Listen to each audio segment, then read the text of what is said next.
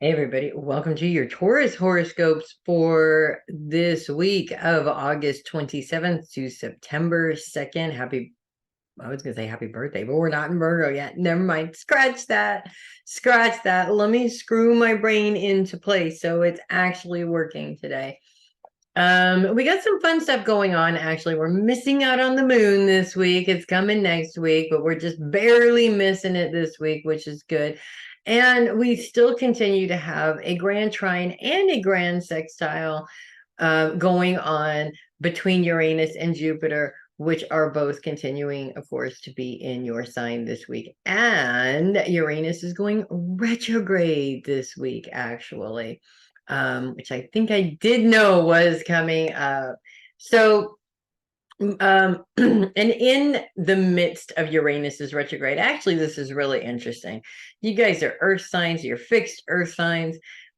Fixed signs don't necessarily like change. They're very change resistant in many ways. And I think that that's one of the reasons why Taurus is known as being stubborn, because of their inability to change.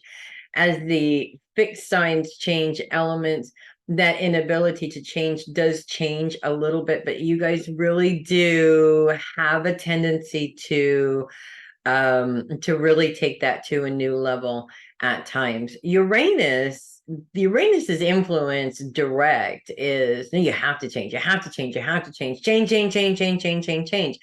And it can be really, really frustrating, I think, for you guys. Just those two elements put together without any other influences, that can be really frustrating. As Uranus goes retrograde, though, it's a little bit more conducive with the energy of a Taurus, which actually works out in your favor and makes things maybe not quite so crazy. Now, you're not looking at out of the box ideas to change things. You're going back to the traditional way of changing things or doing things, if that makes sense, to make things work just a little bit smoother. And I think it takes a little bit of both the old ways and coming up with new ways in order to be able to achieve our goals sometimes. So a lot of times it's a mixture of both. This week is definitely a mixture of both. You're definitely going to see instances coming up where you have to try something new or use an old method, if that makes sense. And specifically because Taurus is focused on relationships, Jupiter is focused on relationships, Uranus is focused on relationships. We can definitely see where we're pointing all of this energy to is towards your relationships and within your relationships. I find at times it sounds kind of weird, okay, and maybe even a little bit rude, but bear with me, okay? I find at times that it is very necessary for me to take inventory of my relationships, to take inventory to see whether or not these relationships are working in a balanced way, in a symbiotic way. If they're not working, what kind of changes do I need to implement? What kind of tweaks do I need to make? Is there maybe relationships that I should be forming that will be helpful to me in some aspect of my life? Or are there relationships that I currently have that just really aren't working out anymore? These things happen. And I feel like one of the things that a lot of us really go through, and I think Tauruses go through this a lot, is that it's really hard to let go.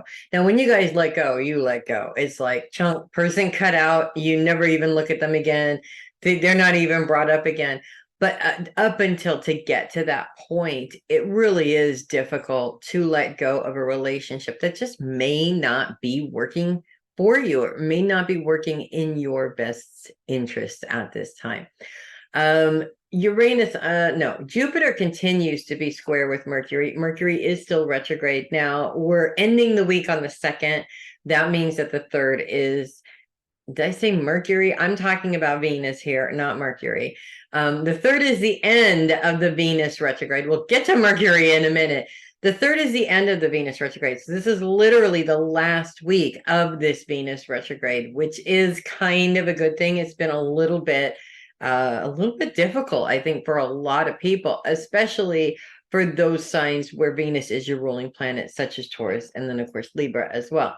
Venus's focus is on long-term goals, and Jupiter's focus is on your relationships. So this actually creates an interesting challenge for you guys because you're specifically looking at relationships that are not quite so creative because Venus is in retrograde.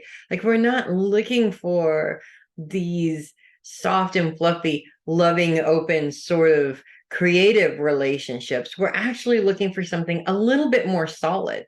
And I feel like a lot of women might be going through this in some way because when we tend to form relationships as women, we tend to form emotional bonds. And so we look at every relationship as being an emotional bond. And I feel like this is not what you're looking for. You're looking for something that's solid, that's logical, that's stable. Maybe something, we're talking about long-term goals here. So maybe a relationship that you're forming around your financial goals or around your career goals. This stability is going to change everything and make it a lot smoother of a transition to get through those goals, if that makes sense. And that's really the only challenge with these two planets, which is awesome. So let's get into the really good stuff. And we're going to start with the grand trine that continues on into the end of this week. It starts to break up by the end of the week.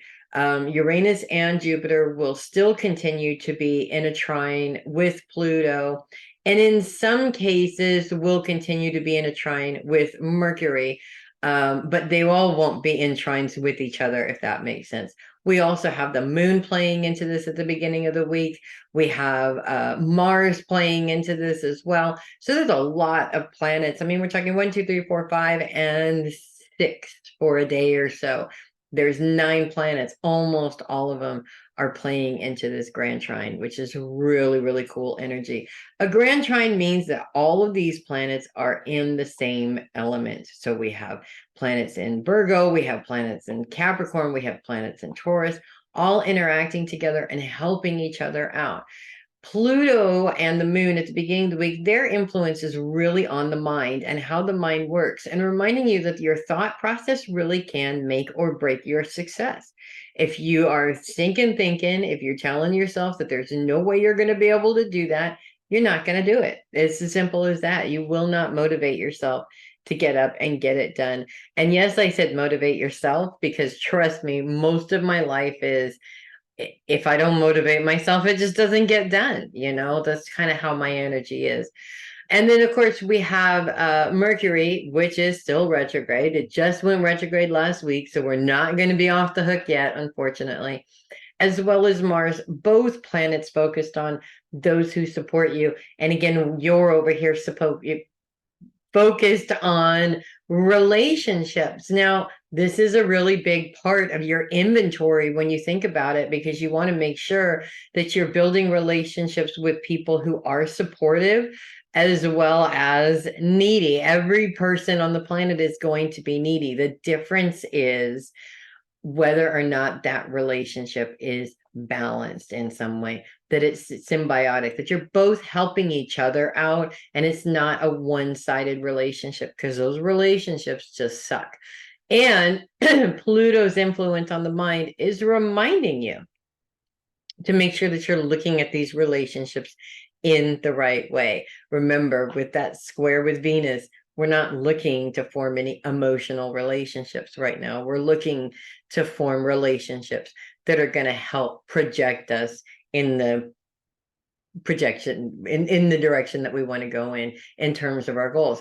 We also continue to have, and will continue to have throughout the week, the grand sextile between Uranus, Pluto, and Neptune. That one is going to stay for a while. And it's also a very helpful aspect when you think about it, because Neptune brings that those you love into the mix here, and sort of calling you out actually to look at those relationships in the way that you should look at those relationships. I know that's a little weird, but honestly, I think that as human beings, we just automatically assume that our family is going to be there to support us and they're going to drop everything to do so. And, a lot of times they do, and a lot of times they don't. A lot of times they can't.